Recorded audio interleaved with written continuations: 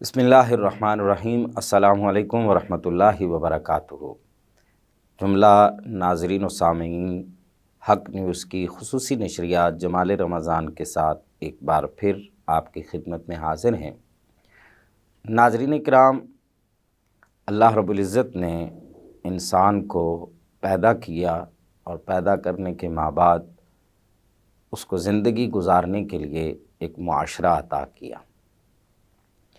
اس معاشرے میں رہتے ہوئے جہاں اس کے بہت سارے فرائض ہیں، وہاں بہت سارے اس کے حقوق بھی رکھے ہیں، اور یہ حقوق وہ ہیں کہ جو انسانوں کے انسانوں پر حقوق ہوتے ہیں، جنہیں عرف میں حقوق العباد کہا جاتا ہے۔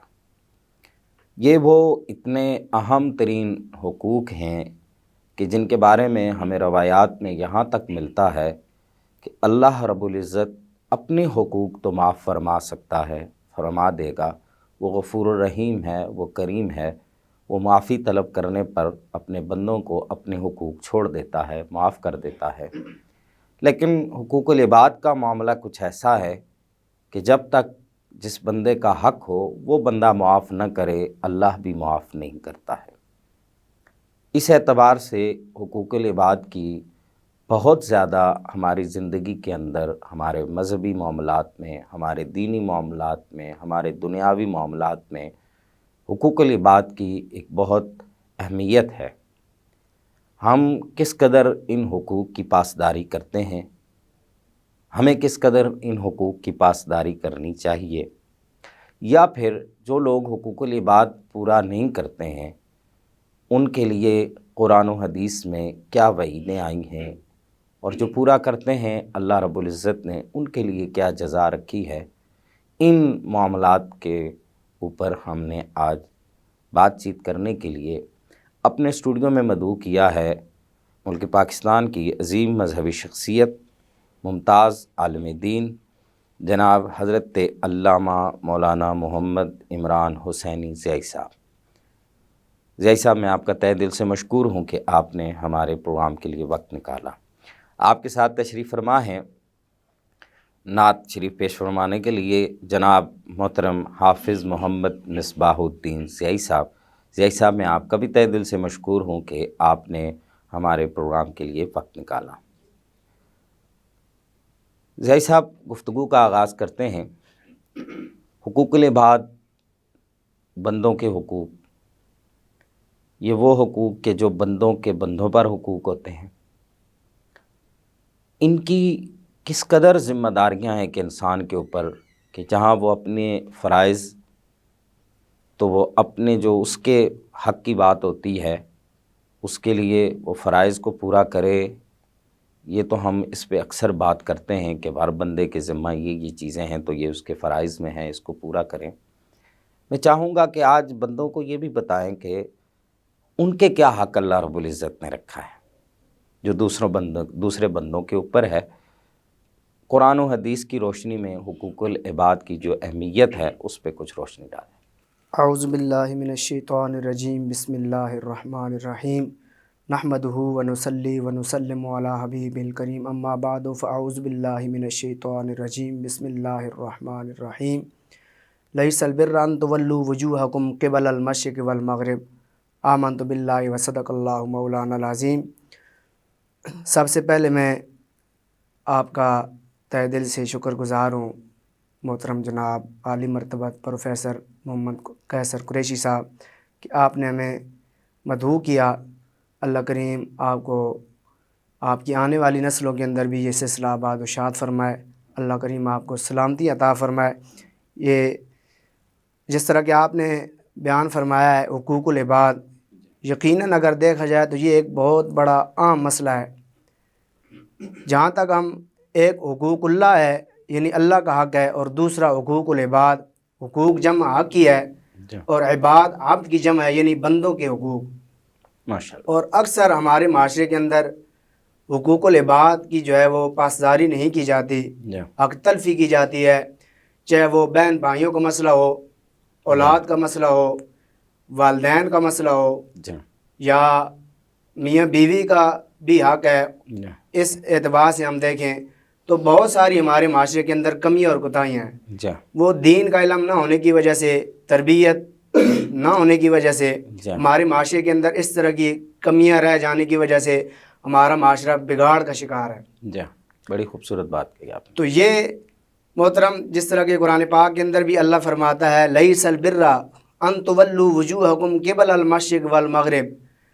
اللہ فرماتا ہے تمہاری نیکی یہ نہیں ہے کہ تم مشرق اور مغرب کی طرف منہ کر لو، یعنی نماز ادا کر لو تو تم نے نیکی کو پا لیا ہے، بس نماز ادا کر لی اور ہر حق سے ہم جو ہے وہ آزاد ہو جائیں. اللہ فرماتا ہے تمہاری نیکی صرف یہ نہیں ہے، مطلب یہ ہے. آگے چل کے اللہ نے پھر یتیموں مسکینوں کے بارے میں بیان فرمایا، یہ آیت آگے طویل ہے. تو یہ ایک بندہ نماز پڑھتا ہے، 5 وقت کی وہ نماز پڑھتا ہے، لیکن پہلی صف کے اندر امام کے پیچھے نماز پڑھے گا. اگر وہ مسجد سے نکلتا ہے، نکلتے ہی وہ جو ہے وہ لوگوں کو تکلیف پہنچائے، لوگوں کو دکھ پہنچائے، اپنی زبان سے جو ہے وہ تو مختلف اپنے ہی لوگوں کی حق تلفی کرے، تو حقوق اللہ تو اس نے جو ہے وہ پورے ادا کیے ہیں، لیکن حقوق العباد کے معاملے کے اندر وہ آخرت کے اندر پکڑا جائے گا. کوتاہی کر رہا ہے. تو یہ ایک حدیث پاک کا سہارا لیں گے. نبی اکرم سید عالم تاجدار ختم نبوت صلی اللہ علیہ وآلہ وسلم نے ارشاد فرمایا ہے میرے صحابہ مجھے بتاؤ کہ مفلس کون ہے، غریب کون ہے. صحابہ کرام رضوان اللہ تعالی علیہم اجمعین نے عرض کی یا رسول اللہ جس کے پاس مال و دولت نہ ہو، جس کے پاس جو ہے وہ دولت نہ ہو، مال نہ ہو، وہ ہماری نظر کے اندر وہ غریب ہے. تو مدینے کے تاجدار سید عالم صلی اللہ علیہ وآلہ وسلم نے ارشاد فرمایا ہے میرے صحابہ ایسا بندہ میری امت کا وہ غریب بندہ ہے، مفلس ہے، جو قیامت والے دن آئے گا، بڑے بڑے نیکیوں کے انبار لے کر آئے گا، نیکیاں لے کر آئے گا، لیکن ساتھ ہی اس نے کسی کو تکلیف بھی پہنچائی ہوگی. اللہ اکبر. اپنی زبان سے کسی کو دکھ بھی دیا ہوگا. اللہ اکبر. کسی کا حق بھی مارا ہوگا. اور وہ ایسا بندہ اس کی نیکیاں جو ہے وہ اٹھا کر جس بندے کو اس نے حق دینا ہے اس کے پلڑے کے اندر ڈال دی جائیں گی. اللہ اکبر. اور اس بندے کے گناہ اس کے نامہ مال کے اندر ڈال دیے جائیں گے. اس کی نیکیاں ادھر چلی جائیں گی، اس کے بعد پیچھے کوئی نہیں بچے گا. اور اس کے گناہ بھی اس کے اس کے گناہ اس کے پلڑے کے اندر ڈال دیے جائیں گے نامہ مال میں. اس کو اٹھا کر جہنم کے اندر جو ہے وہ پھینک دیا جائے گا. فرمایا یہ میری امت کا غریب بندہ ہے، مفلس بندہ ہے. اللہ اکبر. کتنی عجب بات کی گئی ہے اور کیا منظر کشی کی گئی ہے کہ واقعتاً اس سے بڑا مفلس کون ہوگا کہ جو ساری زندگی نیکیاں کرتا رہا، اللہ رب العزت کی عبادت کرتا رہا، اس نے صوم و صلات کی پابندی کی ہے. جیسے اب رمضان المبارک کا مہینہ ہے، اس نے کثرت سے نمازیں بھی پڑھی، تراویح بھی پڑھی، عبادات کی، سب کچھ کیا، ساری نیکیاں لے کے جائے گا رب کے حضور. لیکن دنیا میں کسی کا حق اگر اس نے سلب کیا ہے، حق تلفی کی ہے، تو وہ نیکیاں اس کو کام نہیں آئیں گی. کیسی یہ بڑا ایک ڈراؤنا منظر ہے، اور اس سے ہم سب کو اس سے بچنے کی سبق حاصل کرنا چاہیے. تو یہ حقوق العباد جو ہے اسی وجہ سے جو ہے وہ حضور غوث اعظم اگر ہم دیکھیں، حضور غوث پاک، امام الاولیاء، پیر پیراں، میر میراں، شاہ جیلاں، سید الاولیاء، سلطان الاولیاء، حضور غوث اعظم والی بغداد رضی اللہ تعالیٰ عنہ، آپ ارشاد فرماتے ہیں میں نے ساری نبی پاک صلی اللہ علیہ وسلم کی ساری شریعت کا میں نے یہ نچوڑ نکالا ہے، وہ ہے مخلوق خدا کی خدمت. اللہ اکبر. کتنی، اور یہی ہم یہ جو سمجھ رہے ہیں نا کہ ہم نماز پڑھ کے ہر حق سے ہم فارغ ہیں، ہم نمازی بھی ہیں، ہم حاجی بھی ہیں، لیکن حضور غوث اعظم رضی اللہ تعالیٰ عنہ فرما رہے ہیں کہ یہ ساری شریعت کا میں نے نچوڑ نکالا ہے، وہ ہے مخلوق خدا کی خدمت. بڑی خوبصورت بات آپ نے کہی، بڑی میں چاہوں گا اس میں ایک بات کا اضافہ کر دوں. جیسے غوث پاک آپ سلطان الاولیاء ہیں، اولیاء جو ہیں وہ آپ کے نقش قدم پہ چل کے ہی ولی بنتے ہیں. ہم دیکھتے ہیں کہ زمین کے طول و عرض میں جتنے بھی اولیاء اللہ ہیں ان کے آستانوں پہ ایک بات بڑی کامن ملتی ہے ہمیں، اور وہ یہ ہے کہ وہ مخلوق خدا کو وہاں کھانا کھلایا جاتا ہے. یہ بات تقریباً سب اس میں کامن ہے. اور یہ جناب حضرت جبریل امین کی بھی پسندیدہ سنت ہے اللہ کسی بھوکے کو کھانا کھلانا، جناب سیدنا صدیق اکبر کی بھی پسندیدہ سنت ہے، اور جناب مولا مرتضیٰ شیر خدا کرم اللہ وجہ الکریم آپ کی پسندیدہ سنت ہے کسی اور خود رب کو پسند ہے کہ کوئی کسی بھوکے کو کھانا کھلائے. تو یہ مخلوق خدا کی خدمت بڑی خوبصورت بات کی طرف آپ نے اشارہ ہے. حدیث بھی ہے نا قبلہ قریشی صاحب کہ وہ اسلام کیا ہے، پوچھا گیا یا رسول اسلام کیا ہے، تو سید عالم نبی پاک صلی اللہ علیہ وسلم نے ارشاد فرمایا ان تطعم الطعام وتقرأ السلام علی من عرفت ومن لم تعرف. اللہ اکبر، کیا اسلام یہ خوبصورت ہے بات کہ بھوکوں کو کھانا کھلانا، اللہ اکبر، اور ہر اس بندے کو سلام کہنا جس کو تو جانتا ہے، فرمایا یا نہیں جانتا، اللہ یہ اسلام ہے.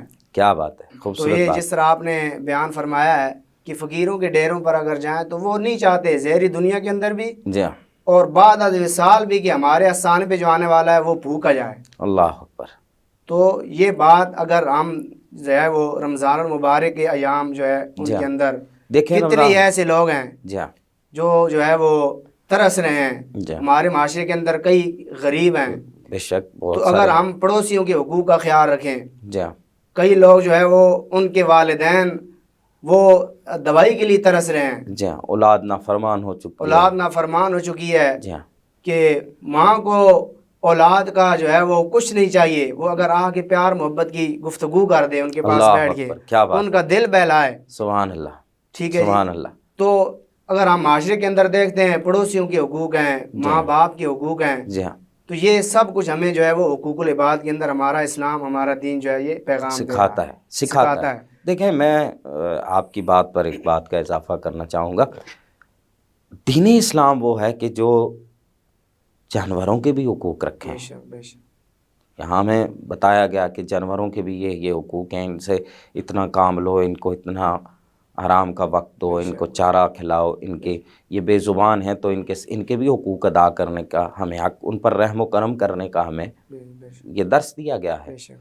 تو پھر جو مذہب جو دین جانوروں کے حقوق کی اتنی پاسداری کرتا ہے وہ انسانوں کے حقوق کی کس قدر پاسداری چاہتا ہوگا. اس سے ہمیں یعنی کہ یہ جو ہے وہ سمجھ آ جانا چاہیے. میں چاہوں گا، ابھی بریک پہ جانے کا وقت قریب ہوا چاہتا ہے، میں چاہوں گا کہ جیسے آپ نے اشارہ فرمایا کہ بہت سارے ہیں حقوق ہیں، ان میں سے بہت دفعہ ہم دیکھتے ہیں کہ ہر چیز پہ لوگ بولتے ہیں، اولاد کے حقوق پہ بولتے ہیں، والدین کے حقوق پہ بولتے ہیں، پڑوسیوں کے حقوق پہ بولا جاتا ہے، لیکن جو زوجین ہیں جن کے آپس میں ایک دوسرے پر باہمی حقوق ہوتے ہیں، ایک دوسرے کے ایک کے ذمہ داریاں ہوتی ہیں، دوسرے کا وہ حق ہوتا ہے، اس کی طرف کچھ ارشاد فرمائیے.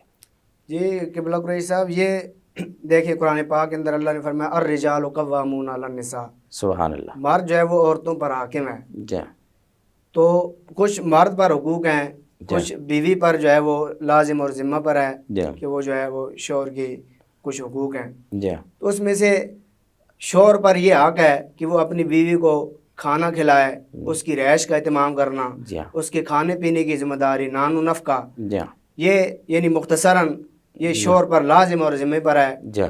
اور بیوی پر ہے کہ وہ اس کی جو ہے وہ عزت، اپنی عزت کی حفاظت کرے، اس کی عدم موجودگی کے اندر اس کے مال کی حفاظت کرے.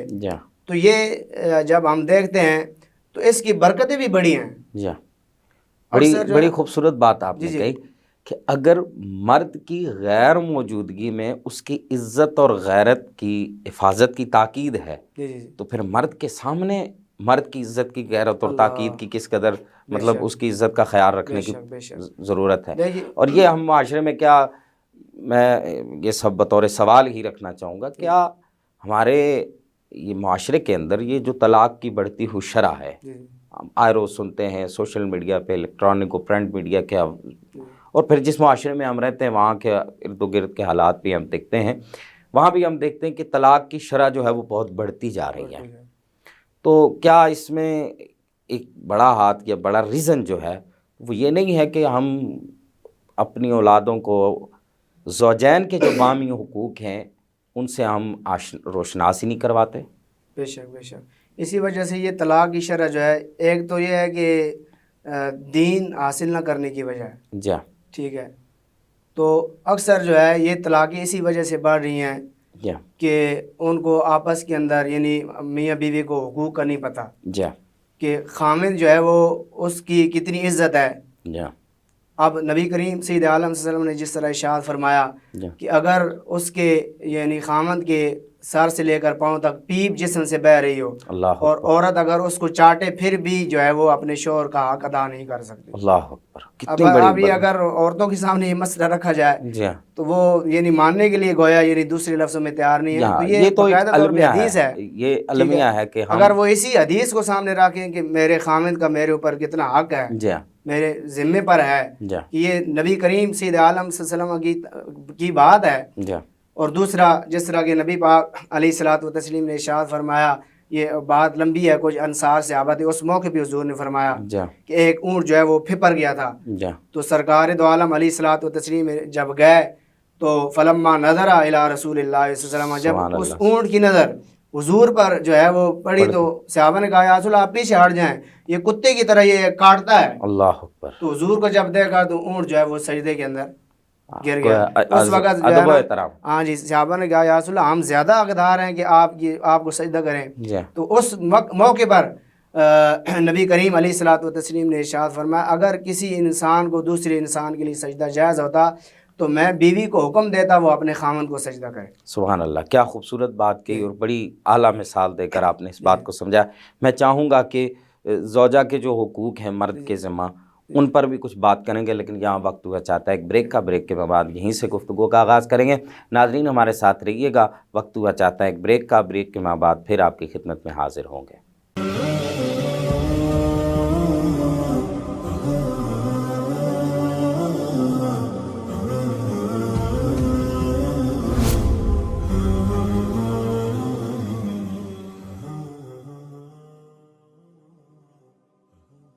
ناظرین اکرام, بریک کے بعد ایک بار پھر آپ کی خدمت میں حاضر ہیں. علامہ, جیسے بریک پر جانے سے پہلے ماشاءاللہ آپ نے زوجین کے حقوق میں سے جو مرد کے حقوق ہیں ان پہ بات کی. میں چاہوں گا کہ جو بیوی کے حقوق ہیں اس پہ بھی کچھ روشنی ڈالیں کہ ہمیں دین اسلام اپنی بیویوں کا کس قدر خیال رکھنے کا درس دیتا ہے, اور خود جناب رسول اللہ صلی اللہ علیہ وآلہ وسلم کا اپنی زوجین جو تھیں, آپ کی جو بیویاں تھیں امہات المومنین تھیں, ان کے ساتھ طرز عمل کیسا تھا, اس پہ کچھ روشنی ڈالیں. جی, جس طرح کہ میں نے پہلے عرض کیا ہے مختلف حقوق ہیں, تو خود نبی کریم سرکار دو عالم صلی اللہ علیہ وآلہ وسلم نے اپنی ازواج مطہرات کو بڑا پیار دیا ہے. جی, سرکار کا یہ پیار اپنی ازواج مطہرات کے لیے جو مومنوں کی روحانی مائیں ہیں, جی, تو یہ امت کے لیے تعلیم ہے. اور ہر اس شخص کو جو ہے وہ اس رشتے کے اندر جو ہے وہ منسلک ہے, اس کو نبی کریم سرکار دو عالم صلی اللہ علیہ وسلم کی زندگی کو سامنے رکھ کر اگر وہ زندگی گزارے گا تو یقیناً وہ ایک کامیاب زندگی ہوگی. سبحان اللہ, کیا خوبصورت بات. بخاری کے اندر بھی آتا ہے کہ نبی کریم سرکار دو عالم صلی اللہ علیہ وآلہ وسلم نے ایک مرتبہ حضرت ام المؤمنین سیدہ طیبہ سیدہ عائشہ صدیقہ رضی اللہ تعالیٰ عنہ کے ساتھ دوڑ لگائی. سبحان اللہ, کیا بات ہے. تو نبی علیہ الصلوۃ والتسلیم جو ہے وہ حضرت ام المؤمنین آپ آگے نکل گئیں, جی, اور حضور جو ہے وہ پیچھے رہ گئے. اللہ اکبر, اللہ. تو پھر جو ہے وہ دوبارہ دوڑ لگائی گئی, جی, تو نبی کریم علیہ الصلوۃ والتسلیم آگے نکل گئے اور حضرت ام المؤمنین آپ پیچھے رہ گئی. کیا بات. تو یہ حضور کا جو ہے وہ اپنی ازواج کے ساتھ پیار تھا, یہ محبت اور شفقت تھی. جی, تو اس طرح کی اور بھی آپ جو ہے وہ حدیث دیکھیں, جس طرح کہ حضرت ام المؤمنین سیدہ عائشہ صدیقہ, گویا وہ ظاہری طور پہ ہم اس مقابلے کی بات کریں, ظاہری طور پہ وہ جتنا بھی محبت تھی, اور آپ سے بظاہراً پیچھے رہ جانا بھی یہ آقا کریم کی محبت تھی. کیا خوبصورت بات آپ نے کی. تو اس طرح جس طرح ام المؤمنین سیدہ عائشہ صدیقہ رضی اللہ تعالیٰ عنہ آخری جب حضور کا جو ہے وہ دن تھے, تو وہ مسواک والی روایت خود اپنے جو ہے وہ منہ میں چبا کر جو ہے وہ آپ کو مسواک نرم کر کے مسواک کروا. وہ جانتی تھی کہ یہ حضور کو جو ہے وہ محبوب ہے. سبحان اللہ. پھر نبی کریم سرکار دو عالم صلی اللہ علیہ وسلم نے اس کو جو ہے وہ چبایا. تو یہ اپنی بیوی کے ساتھ اپنی جو ہے وہ زوجہ محترمہ کے ساتھ حضور نے یہ جو ہے وہ محبت کا اظہار فرمایا. سبحان اللہ.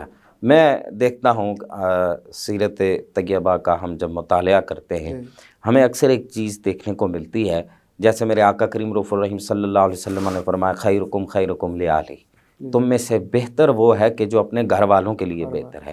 اور گھر والوں میں ماں باپ کے ماں بعد سب سے پہلے گھر والی ہی آتی ہے, زوجہ ہی آتی ہے. تو ماں باپ تو جو خوش نصیب ہیں ان کو ان کا ساتھ, ان کا بڑھاپا میسر آتا ہے, ان کی خدمت کرنے کا موقع ملتا ہے, وگرنہ اکثر لوگوں کو تو یہ موقع ہی میسر نہیں آتا. تو ہم دیکھتے ہیں وہ زوجہ جس کے لیے آقا کریم رؤوف الرحیم صلی اللہ علیہ وسلم نے فرمایا, اور سرکار نے فرمایا کہ تم میں سے میں اپنے گھر والوں کے لیے سب سے بہتر ہوں. ٹھیک ہے, تم میں سب سے بہتر وہ کہ جو اپنے گھر والوں کے لیے بہتر, اور میں تم میں سب سے زیادہ اپنے گھر والوں کے لیے بہتر ہوں. تو اس وقت سرکار کے گھر میں تو آپ کی زوجہ ہی تھیں, آپ کے والدین کا وصال تو بچپنے میں ہو گیا تھا. تو پھر سرکار کام کرتے ہوئے بھی نظر آتے ہیں. پتہ چلتا ہے سیرت کو پڑھ کے کہ سرکار اپنے کام بھی خود کرتے, امہات المومنین کا ہاتھ بھی بٹاتے. تو یہ بھی گویا ایک دوسرے کا خیال رکھنے کا ایک انداز ہے. اس پہ بھی کچھ روشنی ڈالیں. رمضان المبارک کا مہینہ ہے, خواتین اس تپتی ہوئی گرمی میں کچن میں جب کام کرتی ہیں, پھر شام کے وقت میں اگر کوئی نمک مرچ تھوڑی زیادہ کم ہو جائے تو اس پہ مردوں کو کیا رویہ رکھنا چاہیے. سوال اچھا کیا آپ نے.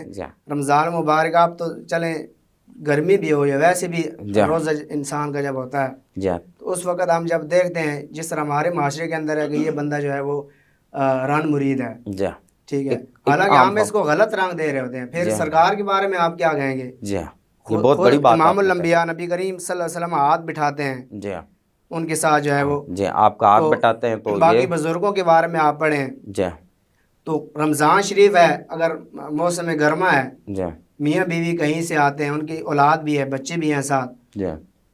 جب میاں گھر آتا ہے تو میاں جو ہے وہ آرام کرتا ہے, شوہر آرام کرتا ہے اس کا, بیوی کچن کے اندر چلی جاتی ہے. یہ تو واقعی ایسا ہی ہوتا ہے. ٹھیک ہے, بیوی کچن کے اندر جائے گی, مشروبات بنائے گی, وہ کچن کا جو ہے کھانا تیار کرے گی. پہلے اپنے شوہر کو خامن جو ہے وہ دیتی ہے یا بچوں کو دیتی ہے, وہ سب سے آخر کے اندر کھائے گی. تو یہ اس کا صبر دیکھیں, اس کا حوصلہ دیکھیں. تھکاوٹ تو جو ہے وہ دونوں انسان بتقاضۂ بشریت دونوں کو ایک جیسی ہوتی ہے. جی. تو یہ جو ہے وہ بیویوں کو حوصلہ ہے.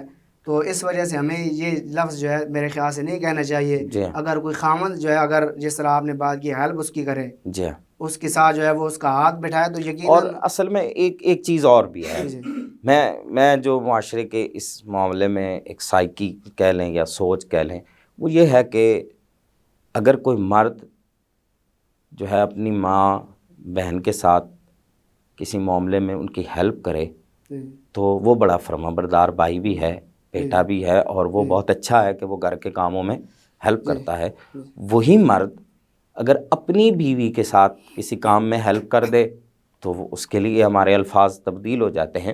پھر اس کا ایک تصویر کا دوسرا رخ بھی ہے معاشرے میں, وہ یہ ہے کہ جب ہمارا بھائی اپنی زوجہ کے ساتھ کسی معاملے میں ہیلپ کرے تو وہ رن مرید ہے, لیکن اس کے بنسبت جب ہماری بہن کا جو شوہر ہو وہ اس کے ساتھ کسی معاملے میں ہیلپ کرے تو وہ بہت اچھا مرد ہے, وہ بڑا کوآپریٹیو مرد ہے. تو یہ ایک معاشرے کی سوچ کے میں بھی بڑا تضاد پایا جاتا ہے. بڑی خوبصورت بات کی طرف آپ نے اشارہ کیا. میں چاہوں گا معاشرے میں سب کے حقوق کی بات ہوتی ہے, یہ رمضان المبارک کے اس مہینے میں یہ جو معذور افراد ہیں ان کے حقوق کے متعلق کچھ ارشاد فرمائیے. یہ اس پہ اس ٹاپک پہ بڑی کم گفتگو ہوتی ہے. جو ہمارے معاشرے کے معذور افراد ہیں, نابینا افراد ہیں, ان کو ایک ہمارے معاشرے کا عضو معطل سمجھا جاتا ہے, ان کو حقارت کی نگاہ سے دیکھا جاتا ہے, تنگ نظری جو ہے ہمارے معاشرے کے اندر ان کے بارے میں پائی جاتی ہے. تو یہ ہم سب سے پہلے حدیث پاک کی روشنی کے اندر دیکھیں گے کہ اللہ نے ان کو جو ہے وہ اگر کوئی نابینا ہے اس کی آنکھ کا دیا نہیں ہے تو یہ اللہ نے جو ہے وہ اس کو معذور کیا ہے, اس میں اللہ نے رکھا ہے, اللہ نے رکھا ہے. تو نبی کریم سرکار دو عالم علیہ الصلوۃ والتسلیم نے بھی ارشاد فرمایا الا اخبرکم بأہل الجنت کل ضیف متضیف. اللہ اکبر. نبی کریم علیہ الصلوۃ والتسلیم نے ارشاد فرمایا میرے صحابہ کیا میں تمہیں آج بتا نہ دوں کہ جنتی کون ہے؟ اللہ اکبر.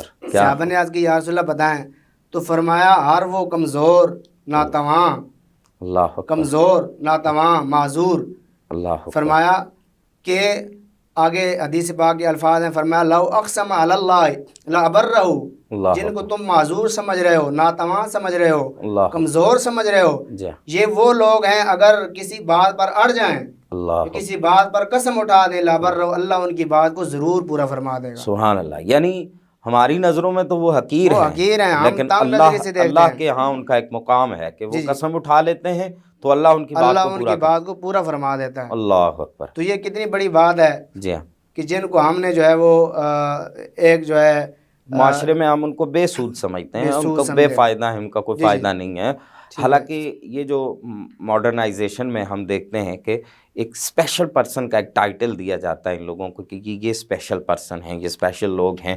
ہم نے یورپ کی زبانیں سنتے ہیں تو ہم بہت زیادہ متاثر ہونے کی کوشش کرتے ہیں کہ شاید ہم ماڈرن ہو گئے ہیں، حالانکہ اسلام تو 1400 سال پہلے یہ ماڈرنائزیشن پیش کر چکا ہے۔ جی جی، معذور افراد کے جو حقوق ہیں ان کو تو 1400 سال پہلے ہمارے پیارے آقا بیان فرما رہے ہیں، اور فرمایا ان کو عام نہ سمجھنا کہ یہ تو وہ لوگ ہیں، جیسے آپ نے حدیث مبارکہ بیان کی کہ یہ وہ لوگ ہیں کہ یہ قسم اٹھا لیں تو اللہ اس قسم کو پورا کرتا ہے۔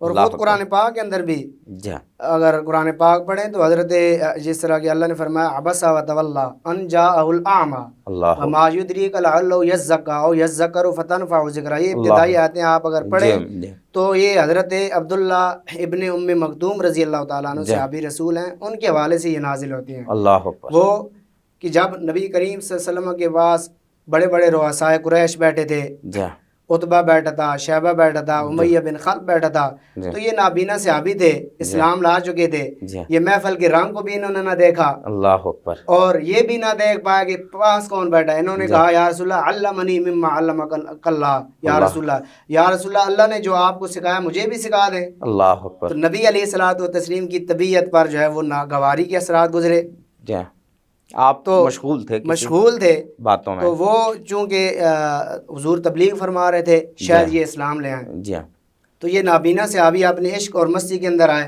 انہوں نے اگلی بات کہہ دی یا رسول اللہ جو اللہ نے آپ کو سکھایا آپ مجھے سکھا دیں۔ اللہ اکبر، چونکہ دیکھ نہیں نہ سکتے تھے، پھر اللہ نے آیت کریمہ کا نزول فرمایا، سبحان اللہ، اللہ نے فرمایا ہے محبوب، یہاں پر جو انداز ہے تھوڑا جلال والا ہے اللہ کا، لیکن اس کی بڑی حکمتیں جو ہے وہ مفسرین اکرام نے بیان فرمائی ہیں، جیسے آگے چل کے اللہ فرماتا ہے آپ کی نصیحت اس کو فائدہ دیتی، اللہ اکبر، فَأَنْتَ عَنْهُ تَلَاهَا وَهُوَ يَخْشَىٰ کے الفاظ ہیں کہ وہ یعنی یہ جو نابینا صحابی تھے یہ تو رب سے ڈرنے والے تھے، اے محبوب وہ جو آپ کے پاس بیٹھے تھے وہ تو اسلام لانے کی نیت سے نہیں آئے تھے۔ اللہ اکبر۔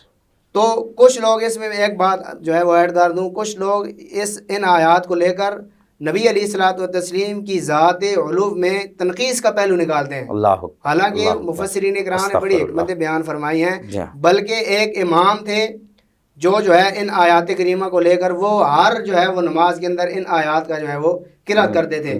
تو حضرت علامہ اسماعیل حقی بیان فرماتے ہیں کہ حضرت سیدنا مرید مراد رسول، طالب مطلوب رسول، دعائے مصطفیٰ، عطا ربی کبریا، سیدنا عمر فاروق رضی اللہ تعالیٰ عنہ، آپ کو جب یہ پتہ چلا تو آپ نے سر قلم کرنے کا جو ہے وہ حکم دیا، فرمایا جو میرے محبوب کی ذات میں ان آیات کو لے کر تنقیص کا پہلو نکالے اللہ اکبر وہ پس دکھائے، فرمایا اس کا ایک ہی حکم ہے جو ہے اس کا سر جو ہے تن سے جدا کر دیا جائے۔ اللہ اکبر۔ تو ہم اگر قرآن پاک مطالعہ کریں، ان آیات کو دیکھا جائے تو گویا رب اپنے محبوب کو یہ بتا رہا ہے، اور یہ عتبہ، شیبہ، ابو جہل یہ وہ لوگ تھے جو واقعی اسلام نہیں لے کر آئے، گویا اللہ نے اپنے محبوب کو بتا دیا تھا کہ محبوب جتنی تبلیغ ان کو کر لیں، حالانکہ باقی کسی یہ اس کا شان نزول بھی یہی بتاتا ہے، بات کسی اور طرف نکل جائے گی تو وہ گویا رب نے اپنے محبوب کو، رب نے جو ہے وہ اس نابینے جو صحابی تھے ان کی دلجوئی فرمائی، سبحان اللہ، کہ شکستہ دلوں کو کی جو ہے بارگاہ احدیت و سمدیت کے اندر کیا جو ہے وہ اہمیت ہے، ان کو ایسے معاشرے کے اندر عضو معطل کے طور پہ نہ سمجھا جائے، تنگ نظری سے نہ دیکھا جائے، ان کو جس طرح سائیں کہہ کے پکارا جاتا ہے، چلا کہہ کے پکارا جاتا ہے، ان کی توہین کی جاتی ہے، تو یہ ہمارے معاشرے کے وہ افراد ہیں جن کی دعائیں ہمیں ملتی ہیں، جن کی برکتیں ہمیں ملتی ہیں۔ ہمیں معاشرے کے اندر اپنے ارد گرد آلے گوالے ہمیں دیکھنا چاہیے، کچھ اس طرح کے افراد پائے جائیں، جس طرح رمضان مبارک کے اندر زکوٰۃ کا بھی اکثر لوگ زکوٰۃ بھی نکالتے ہیں، خدمت بھی کرنے کا موقع ہوتا ہے، یہ بخشش کا مہینہ ہے، یہ مغفرت والا مہینہ ہے، تو ہمیں ان لوگوں کو اگر حقوق العباد میں دیکھا جائے تو پہلے نمبر پر ان لوگوں کو ہمیں جو ہے وہ فراموش نہیں کرنا یہ چاہیے۔ پرائورٹی میں بیسس آج پہ کے ان کا خیال رکھنا چاہیے۔ آپ کے اس پروگرام کی وسادت سے میں یہ اپنی قوم کو پیغام دینا چاہتا ہوں۔ جی ماشاءاللہ، بڑی خوبصورت بات کہی آپ نے۔ جی تو ایک اور حدیث پاک کے اندر بھی آتا ہے کہ نبی کریم سرکار دو عالم ایک اور مسئلے کی ایک فقہی مسئلہ سے ٹچ کر کے آگے چلوں گا کہ کچھ لوگ جس طرح کے وہ کہتے ہیں کہ نابینے کی امامت مکروہ ہے، اس پہ اعلیٰ حضرت نے 6 جلد کے اندر فتاوی رضویہ کے اندر آپ نے بھی نقل فرمایا اس صورت کے اندر امامت مکروہ ہوگی جب اس نابینے سے بہتر کوئی عالم یا بہتر قرآن پڑھنے والا جو ہے وہ پیچھے کھڑا ہو، اس صورت کے اندر مکروہ ہوگی۔ اس کے علاوہ نبی علیہ الصلوۃ والتسلیم نے ان صحابی کو حضرت عبداللہ بن ام مکتوم کو جب مدینے سے باہر جاتے تو پیچھے اپنا نائب بھی کھڑا کر کے جاتے۔ اس سے اعلیٰ حضرت فرماتے ہیں کہ کوئی جو ہے وہ کراہیت والی بات نہیں ہے، بلکہ بہتر بھی ہے اور مستحسن بھی ہے۔ خود نبی علیہ الصلوۃ والتسلیم نے ان کو امام جو ہے وہ کھڑا کیا ہے۔ تو اس سے یہ پتہ چلتا ہے فقہی مسئلہ جو ہے کہ یہ جو ہمارے لوگوں کے اندر یہ چیز ہے کہ ان کی جو ہے ہاں جی کہ ان کی امامت جو ہے وہ مکروہ ہے۔ تو ایک حدیث پاک کے اندر آتا ہے، نبی علیہ الصلوۃ حدیث قدسی ہے، حضور نے فرمایا کہ اللہ فرماتا ہے آخذ تو کریمتئی عبدی، اس کے الفاظ ہیں اللہ فرماتا ہے کہ جب میں اپنے بندے سے اس کی محبوب چیزیں لے لیتا ہوں، یعنی آنکھوں کے بارے میں فرمایا، جب میں اپنے بندے سے محبوب چیزیں لے لیتا ہوں، اللہ فرماتا ہے پھر یعنی میں نہیں چاہتا کہ اس بندے کو میں جنت سے کم درجہ عطا کروں۔ اللہ اکبر، اللہ اکبر۔ یعنی اگر میں نے ان کو معذور کیا ہے تو اس کے بدلے میں میں ان کو بڑی جنت عطا کروں گا، اللہ اکبر، اعلیٰ درجہ عطا کروں گا۔ یہ تھوڑی بات ہے، ہم جن کو جو ہے ایسے سمجھ رہے ہیں، ہم جن کو جو ہے وہ اگنور کرتے ہیں، تنگ نظری سے دیکھتے ہیں، ان کی توہین کرتے ہیں، خدا جانتا ہے ان کے دل پہ کیا گزرتی ہوگی۔ تو اس لیے ہمیں جو ہے ان افراد کو جو ہے وہ اپنے قافلے کے اندر شامل کرنا چاہیے۔ کافی بیت چکا ہے، نعت شریف کا وقت ہوا چاہتا ہے۔ میں چاہوں گا 1 سے آدھ منٹ میں آپ کو پیغام دینا چاہیں تو رمضان المبارک کے اس مہینے میں ہمارے سننے والوں کو۔ میں قبلہ یہی پیغام دینا چاہوں گا جس طرح کہ میں نے پہلے حضور غوث اعظم رضی اللہ تعالیٰ عنہ کا جو ہے فرمان عالی شان آپ کے سامنے بیان کیا ہے، تو ہمیں جو ہے میں اس بات کو پہلے جس طرح اللہ فرماتا ہے نا لیس البر ان تولوا وجوہکم، ہم جس چیز کو سمجھ بیٹھے ہیں کہ سب کچھ جو ہے وہ نمازیں پڑھی جاؤ، باقی ہر ایک کا حق بھی کھائی جاؤ، ٹھیک ہے جی، معاشرے کے اندر جو مرضی آپ کرتے چلیں۔ میں صرف یہی آپ کی اسی حوالے سے یعنی کہ میں یہ پیغام دوں گا کہ حقوق العباد جو ہے وہ بڑا اہم ہے۔ ہم اگر یہ چاہتے ہیں کہ ہماری آخرت اچھی ہو جائے، ہمیں مرنے کے بعد جنت ملے، تو نماز پڑھنے کے ساتھ ساتھ جو ہے حقوق العباد کی وجہ سے، جس طرح کہ ہمارے اساتذہ بھی فرماتے ہیں کہ ایک مومن کا آپ دل خوش کرتے ہیں تو وہ 1000 جو ہے وہ عبادتوں سے افضل ہے۔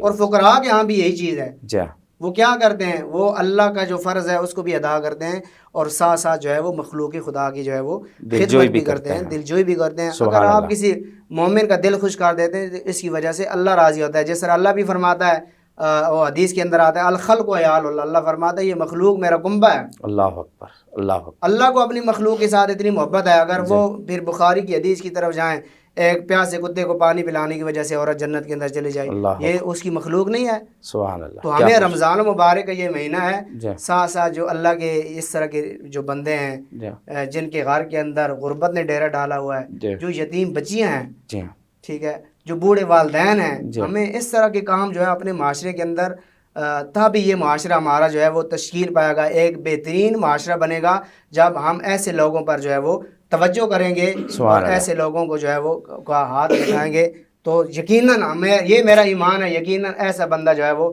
مرنے کے بعد وہ جنت دیکھے گا ضرور۔ سبحان اللہ، ماشاءاللہ، بڑی خوبصورت گفتگو فرمائی علامہ آپ نے۔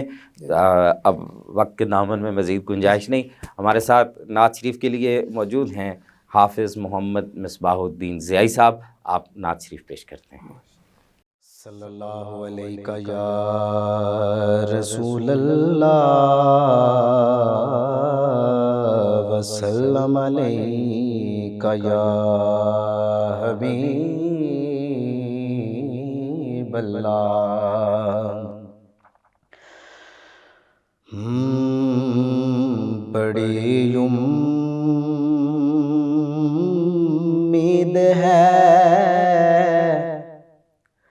سرکار قدموں میں بلائیں گے، بڑی امید ہے سرکار قدموں میں بلائیں گے، کرم کی جب نظر ہوگی مدینے ہم بھی جائیں گے، کرم کی جب نظر ہوگی مدینے ہم بھی جائیں گے، اگر جانا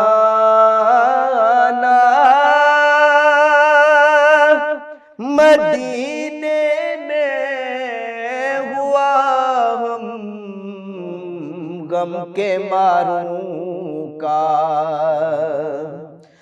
اگر جانا مدینے میں ہوا ہم غم کے ماروں کا، مکین گنبد حضرا کو حال دل سنائیں گے، مکین گنبد حضرا کو حال دل سنائیں گے۔ اس میں بڑا خوبصورت شعر ہے کہ قسم اللہ کی ہوگا وہ منظر دید کے قابل، قسم اللہ کی ہوگا وہ منظر دید کے قابل، قیامت میں رسول اللہ جب تشریف لائیں گے، قیامت میں رسول اللہ جب تشریف لائیں گے، اور قیامت تک جگائیں گے نہ پھر منکر نکیر اس کو، قیامت تک جگائیں گے نہ پھر منکر نکیر اس کو، لحد میں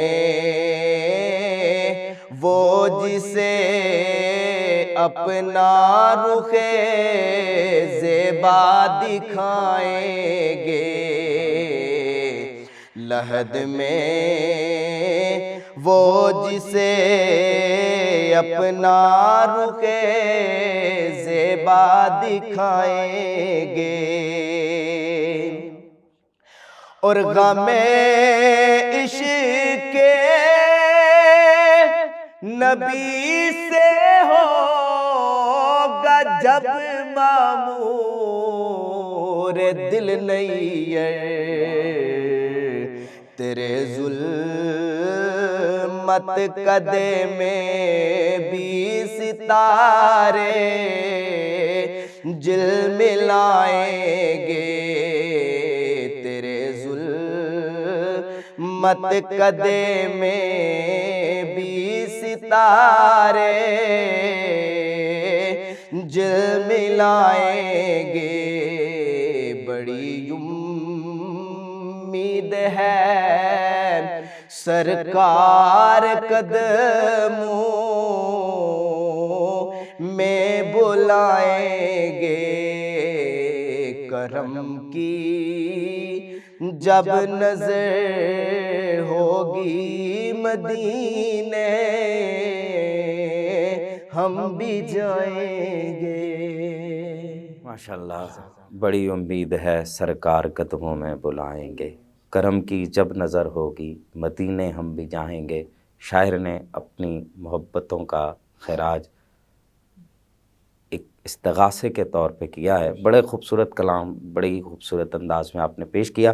اللہ رب العزت آپ کے علم و حکمت میں، آپ کی آواز میں مزید برکتیں عطا فرمائیں۔ ناظرین کرام، اسی کے ساتھ ہی آج کے پروگرام کا وقت ختم ہوا چاہتا ہے۔ آخر میں دونوں مہمانوں کا ایک بار پھر تہہ دل سے مشکور ہوں کہ آپ نے ہمارے لیے وقت نکالا۔ ہر روز کی طرح آج بھی ایک پیغام، اور وہ یہی ہے کہ یہ حقوق العباد ایسے ہیں کہ جن سے جان کا چھڑانا بڑا مشکل ہو جائے گا۔ کوشش کریں، خوش رہیں اور خوشیاں بانٹیں۔ اپنے ارد گرد لوگوں کو آپ جس قدر خوش رکھیں گے، آپ اہل زمین کو خوش رکھیں، اوپر والا آپ کو خوش رکھے گا۔ اجازت دیجیے، اللہ حافظ۔